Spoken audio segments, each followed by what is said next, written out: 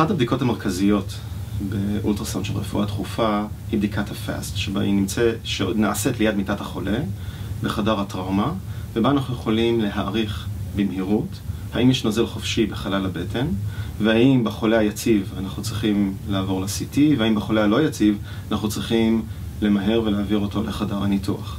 חשוב להדגיש שבדיקת הפאסט מראה נוזל חופשי בתוך הבטן, סימן משני לפגיעה תוך בטנית.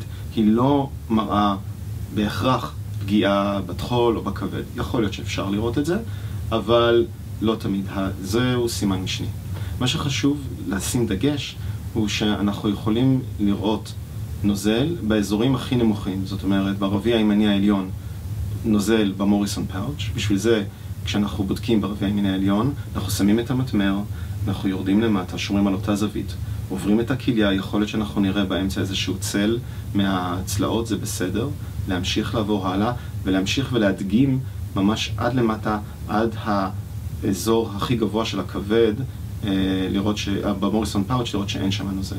אותו כנ"ל לצד השני, לאזור הטחול, לשים לב שכשמחזיקים את המטמר, שהאצבעות שלנו ממש נוגעות במיטה של החולה, וכך אנחנו מבטיחים שאנחנו בזווית הנכונה, כדי ללכוד את התמונה של הטחול עם השרפת.